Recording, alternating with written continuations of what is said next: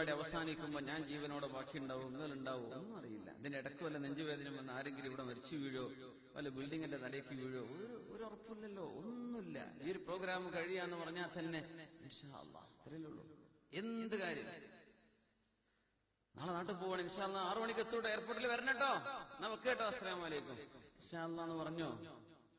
Kozhikode airport എത്തുന്ന express ഒക്കെ ആണെങ്കിൽ വല്ല ബോംബെക്കും പറത്തി വിടും, വേറെ ഏതെങ്കിലും നാട്ടിലേക്ക് എത്തുമെന്ന് ആരറിഞ്ഞു, അവിടെ ലാൻഡ് ചെയ്യുമെന്ന് ആരറിഞ്ഞു. ഞാൻ നാളെ വരുന്നുണ്ട് കേട്ടോ എന്ന്, ഇൻഷാ അല്ലാഹ്. ഇങ്ങനെയാണ് ടൈമിങ്, ഇൻഷാ അല്ലാഹ്, ഇൻഷാ അല്ലാഹ് എന്ന് പറയും. നമ്മൾ ഫോൺ ചെയ്യുമ്പോഴൊക്കെ ഒരുപാട് ഇൻഷാ അല്ലാഹ് പറയാനുള്ള ചാൻസ് ഉണ്ടാവും, ഒരുപാട്. ഞാൻ പൈസ അയക്കട്ടോ, ഇൻഷാ അല്ലാഹ് എന്ന് പറയണം. ആരുടെ പൈസ അയക്കണ കഥയിൽ നമുക്ക് പറയാനുണ്ടാവുള്ളൂ, നാട്ടിൽ വിളിച്ചാലേ സർക്കാർ ഇൻഷാ അല്ലാഹ്. വലാ തഖൂലന്ന ലിശൈഇൻ, ഒരു കാര്യവും ഞാൻ ചെയ്തേക്കും എന്ന് പറയാൻ ഇൻഷാ അല്ലാഹ് കൂട്ടാതെ പറയരുത് നബിയെ. അതങ്ങ് പറയാൻ മറന്നതിന് അങ്ങേ അല്ലാഹു ഓർമ്മിപ്പിക്കാനാ 15 ദിവസം താമസിപ്പിച്ചത്. ഈ ആയത്തടക്കം ശുദ്ധമായി സൂറത്തുൽ കഹ്ഫിലൂടെ അല്ലാഹുവിന്റെ ഹബീബിന് അല്ലാഹു പഠിപ്പിച്ചു കൊടുക്കുകയാണ് സ്വല്ലല്ലാഹു അലൈഹി വസല്ലം.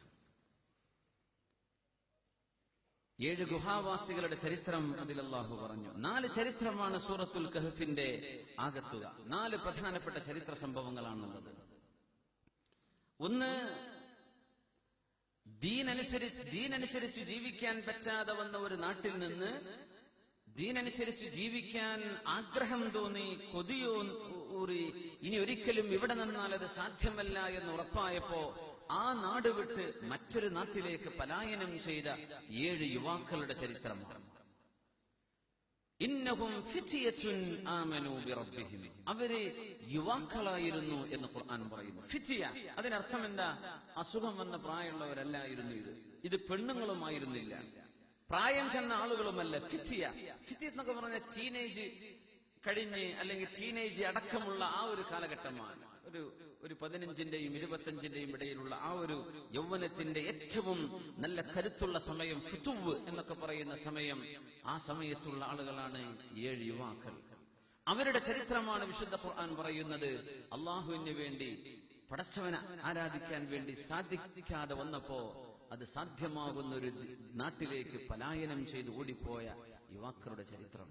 മറ്റൊന്ന് അസ്ഹാബുൽ ജന്ന, 2 തോട്ടങ്ങൾ നൽകപ്പെട്ടിരുന്ന ഒരു മുതലാളിയുടെ ചരിത്രം വിശുദ്ധ ഖുർആൻ പറയുന്നുണ്ട്. ആ തോട്ടത്തിലേക്ക് കയറി ചെന്നപ്പോ, നീ എന്റെ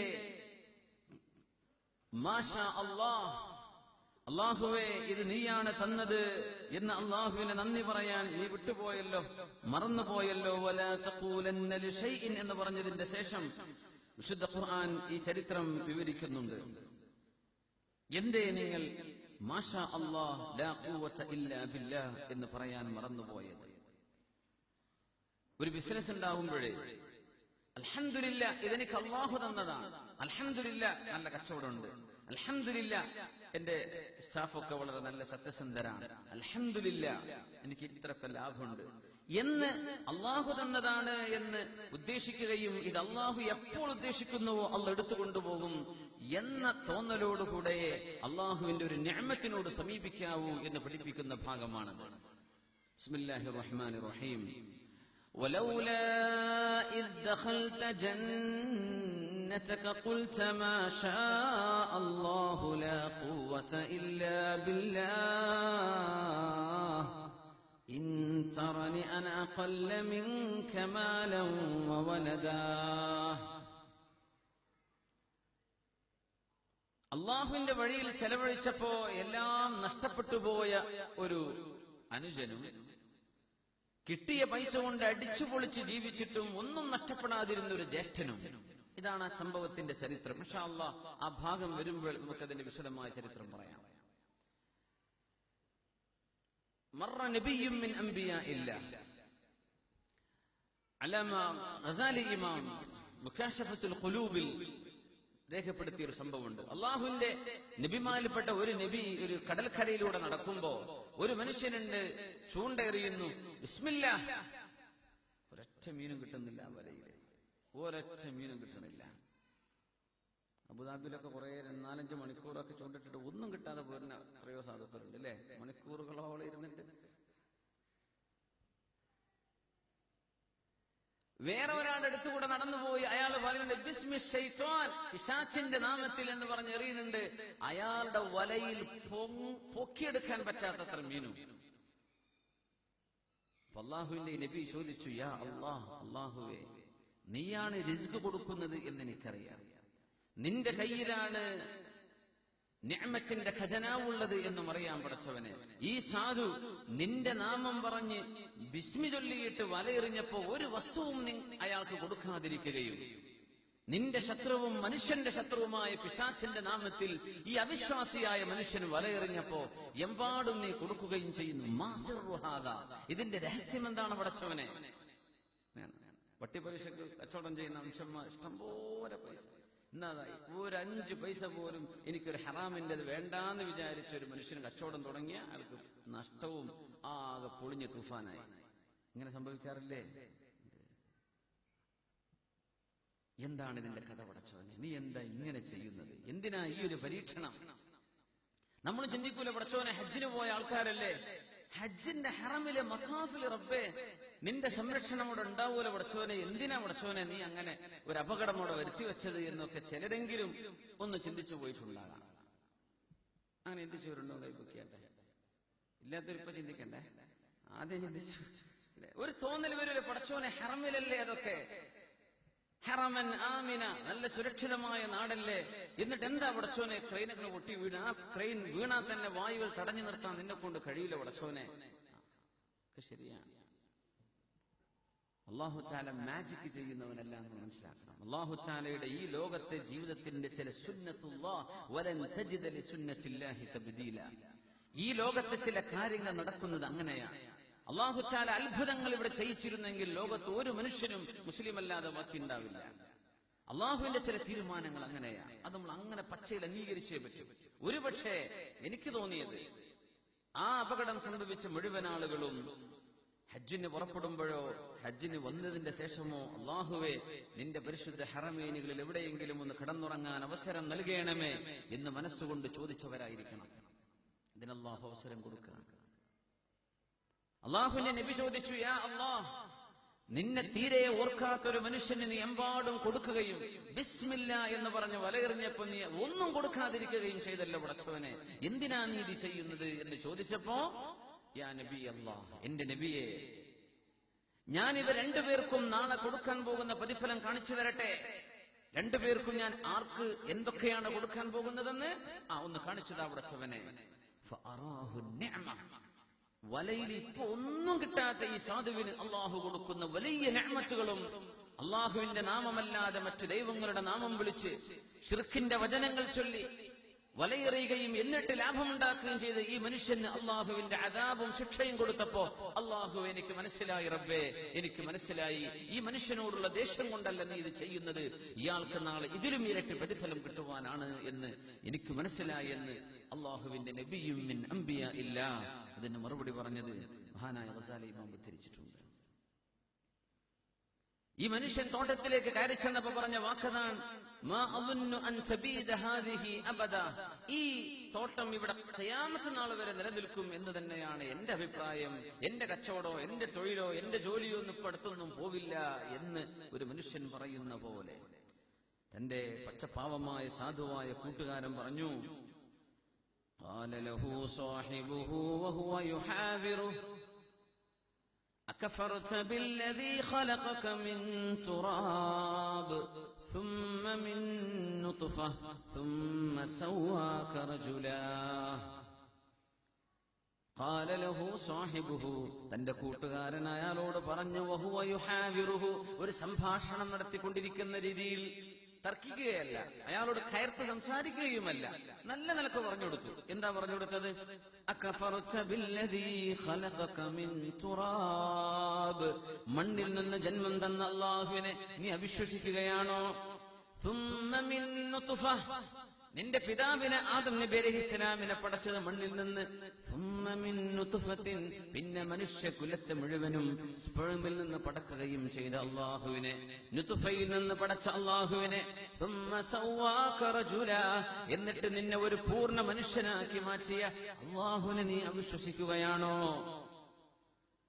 വലൗലാ ഇദ് ദഖൽത ജന്നതക ഖുൽത്, നിന്റെ തോട്ടത്തിലേക്ക് കയറി ചെല്ലുമ്പോ ഇത് ഖിയാമത്ത് നാൾ വരെ നശിക്കില്ലെന്നും ഇനി നാളെ ഞാൻ പരലോകത്തെങ്ങാനും പുനർജന്മം നൽകപ്പെടുകയും ചെയ്താൽ എനിക്ക് അല്ലാഹു ഇവിടെ തന്ന പോലെ അവിടെയും തരുമെന്ന് പറഞ്ഞ മനുഷ്യനോട് വലൗലാ ഇദ് ദഖൽത ജന്നതക, നിന്റെ തോട്ടത്തിലേക്ക് കയറി ചെന്നപ്പോ നീ പറയേണ്ടിയിരുന്നത് എന്താണ്? മാഷാ അല്ലാഹ് ലാ ഖുവത ഇല്ലാ ബില്ലാഹ്, ഇതല്ലേ പറയേണ്ടിയിരുന്നത്? നീ എന്താ അത് പറയാത്തത്? മാഷാ അല്ലാഹ്, അല്ലാഹു എന്തുദ്ദേശിച്ചുവോ അത് നടന്നു. അല്ലാഹു എന്തുദ്ദേശിച്ചോ അത് നടന്നു. ലാ ഖുവത ഇല്ലാ ബില്ലാഹ്, അല്ലാഹു നൽകുന്ന ശക്തിയല്ലാതെ ആർക്കുമേ ഒരു ശക്തിയും ഇല്ല. ഇത് എന്റെ കഴിവല്ല, അല്ലാഹു തീരുമാനിച്ചാൽ ഇതിവിടെ ബാക്കിയുണ്ടാകും. അത്രേ ഉള്ളൂ. അല്ലാഹു നൽകുന്നതല്ലാതെ മറ്റൊന്നുമില്ല. ഇതല്ലേ നീ പറയേണ്ടത്? ഇൻ തറനി അനാ ഖല്ല മിൻക മാലൻ വവലദാ, മക്കളും സമ്പത്തും നിന്നെക്കാളും കുറഞ്ഞുപോയി എന്നൊരു കുറ്റമല്ലേ എനിക്കുള്ളൂ. എനിക്ക് മക്കളില്ലെന്നും എനിക്ക് മക്കളുടെ എണ്ണം കുറവാണെന്നും സമ്പത്തിന്റെ എണ്ണം കുറവാണെന്നും എന്നെ നീ ആക്ഷേപിക്കുകയാണോ? അള്ളാഹു ഉദ്ദേശിക്കുകയാണെങ്കിൽ നിന്റെ ഈ തോട്ടം നശിപ്പിക്കുകയും ഇതിന്റെയൊക്കെ പകരം എന്റെ കയ്യിലേക്ക് അള്ളാഹു നൽകുകയും ചെയ്യാൻ അള്ളാഹുവിന് കഴിയുമല്ലോ. പാവപ്പെട്ട ആള് പറഞ്ഞു കൊടുക്കുകയാണ്. ഇത് ഇൻഷാ അല്ലാഹ് ആ ഭാഗം വരുമ്പോൾ ഒന്നുകൂടെ മനസ്സിലാക്കേണ്ടതുണ്ട്. എങ്ങാനും നമ്മൾ അള്ളാഹുവിന്റെ വഴിയിൽ ജീവിച്ചിട്ട് നഷ്ടം പറ്റുകയാണെങ്കിൽ മനസ്സ് തകരരുത്. ഞാൻ ഇന്നലെ ഒരു സുഹൃത്തിനെ കുറെ മുമ്പ് പരിചയപ്പെട്ട ആളാണ്, തൃശ്ശൂർ ജില്ലയിൽ നാട്ടിൽ നിന്ന് കണ്ടു. അദ്ദേഹം വലിയ നിഅമത്തിലായിരുന്നു, പക്ഷെ ഇപ്പോ വളരെ കഷ്ടപ്പാടിലാണ്. വളരെ കഷ്ടപ്പാടെന്ന് പറഞ്ഞാൽ വളരെ കഷ്ടപ്പാടിലാണ്. അപ്പൊ അദ്ദേഹം പറഞ്ഞു, ഉസ്താദേ, ഞാൻ ആരെയും ഇതുവരെ പറ്റിച്ചിട്ടില്ല. എന്റെ പൈസ മുഴുവനും കൊണ്ടുപോയത് എന്റെ സുഹൃത്തുക്കളെ സഹായിക്കാൻ വേണ്ടി കൊടുത്തതാണ്. അവർ ചില ആൾക്കാർ മുങ്ങി, ചിലർ തിരിച്ചു തന്നില്ല, ചിലർ തരാമെന്ന് പറഞ്ഞങ്ങനെ കൊതിപ്പിച്ചു. അങ്ങനെ നഷ്ടം വന്നു. ആ സാധു ഇപ്പോ ഒരു വാടക വീട്ടിലാണ്. അല്ലാഹു തആല അദ്ദേഹത്തിന് നിഅമത്തും അനുഗ്രഹങ്ങളും അല്ലാഹു തിരിച്ചു കൊടുക്കട്ടെ. ആമീൻ യാ റബ്ബൽ ആലമീൻ. അദ്ദേഹം തീർത്തു പറഞ്ഞു, ഞാൻ ആരും പറ്റിച്ചിട്ടില്ല, പക്ഷേ വിഷമത്തിലാണ്. എന്നാലും മനസ്സുകൊണ്ട് തളർന്നിട്ടില്ല. അതാണ് ഇതിന്റെ അത്ഭുതം. അദ്ദേഹം പറഞ്ഞു, എനിക്ക് ഒരു പേടിയില്ല. ഞാൻ മക്കളോട് പറഞ്ഞിരുന്നത് ഇങ്ങനെയാണ്, മക്കളെ, അള്ളാഹുവിന്റെ തീരുമാനം നമ്മൾ ഇപ്പൊ വാടക വീട്ടിൽ താമസിക്കണമെന്നാണ്. അദ്ദേഹത്തിന്റെ സ്വന്തം വീടുണ്ടായിരുന്നു. ഞാൻ മുമ്പ് 10-18 കൊല്ലം മുമ്പ് അവിടെ പോയിരുന്നു. 60 ലക്ഷത്തോളം വിലപിടിപ്പുള്ള ആ വീട് എല്ലാം ബിസിനസ്സൊക്കെ നഷ്ടപ്പെട്ടിട്ട് വല്ലാത്തൊരവസ്ഥയിലാണ്. അപ്പൊ അദ്ദേഹം പറഞ്ഞു, ഉസ്താദേ, വിഷമുണ്ട്. നമ്മുടെ കൂടെ നിന്നിരുന്ന പല സുഹൃത്തുക്കളും അസ്സലാമു അലൈക്കും അങ്ങോട്ട് പറഞ്ഞാൽ അലൈക്കും സലാം അങ്ങനെയൊക്കെ പറയുള്ളൂ. വഅലൈക്കും അസ്സലാം എന്ന് പോലും മുഴുവൻ തീർത്ത് സലാം അടക്കണില്ല. എന്റെ നമ്മളൊരു റേഞ്ച് വ്യത്യാസമായി പോയി. അത് കാണുമ്പോൾ ഒരു വിഷമം തോന്നുന്നുണ്ട്. ഇയാളുടെ കൂടെ ജോലി ചെയ്ത പല ആളുകളും വലിയ വലിയ മുതലാളിമാരായി പോയിട്ട് മൈൻഡ് ചെയ്യാത്ത അവസ്ഥ വരുമ്പോൾ വല്ലാത്തൊരു വിഷമം തോന്നൂലേ? നിങ്ങൾ കൈപിടിച്ചു കൊണ്ടുവന്ന ആളുകൾ, നിങ്ങൾ സഹായിച്ച ആളുകൾ, നിങ്ങളുടെ കൂടെ നിർത്തിയ ആളുകൾ ഒരു സമയത്ത് നിങ്ങൾക്കൊരു വിഷമം വരുമ്പോ, അതാണ് സുഹൃത്തുക്കളിൽ ഏറ്റവും നമുക്കൊരാവശ്യം വരുമ്പോ കൂടെ നിൽക്കുന്ന ആളാ നമ്മുടെ യഥാർത്ഥ സുഹൃത്ത്. അല്ലാതെ ഇപ്പോ പൈസയും പത്രാസൊക്കെ ഉണ്ടാവുമ്പോ എത്രങ്ങാനും സുഹൃത്തുക്കളെ കിട്ടും.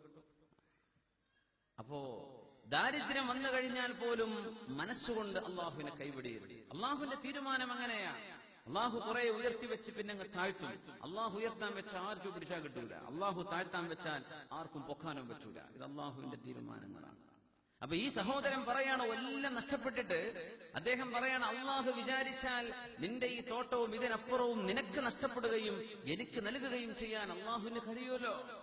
ആ പറഞ്ഞ പോലെ സംഭവിച്ചു എന്നതാണ് മറ്റൊരു അത്ഭുതം. അല്ലാഹു തആല തോട്ടം അങ്ങ് നശിപ്പിച്ചു കളഞ്ഞു, പിന്നെ കൈമലർത്താൻ തുടങ്ങി. അപ്പോ ഈ ഒരു ചരിത്രവും അല്ലാഹു തആല സൂറത്തുൽ കഹ്ഫിൽ പറയുന്നുണ്ട്. മൂന്നാമത് പറയുന്ന ചരിത്രം മഹാനായ മൂസ നബി അലൈഹിസ്സലാമിന്റെയും അൽ ഖിദ്ർ അലൈഹിസ്സലാത്തു വസ്സലാമിന്റെയും സംഭവമാണ്. ഖിദ്ർ നബി അലൈഹിസ്സലാമിനെ സംബന്ധിച്ച് എന്താണ് നമ്മൾ മനസ്സിലാക്കുന്നത്? ഖിദ്ർ നബി ജീവിച്ചിരിപ്പുണ്ടോ ഇല്ലയോ? എന്താണ് ഖിദ്ർ നബിയെ സംബന്ധിച്ച് നമുക്കറിയാനുള്ളത് എന്നതൊക്കെ ഇൻഷാ അല്ലാഹ് വഴിയെ ആ സന്ദർഭത്തിൽ നമുക്ക് വിശദമായിട്ട് പറയണം. അല്ലാഹു തൗഫീഖ് ചെയ്യട്ടെ. മൂസ നബി അലൈഹിസ്സലാത്തു വസ്സലാമിന്റെ മുമ്പിൽ ഒരു പെണ്ണ് വന്ന് ചോദിച്ചതാണ്,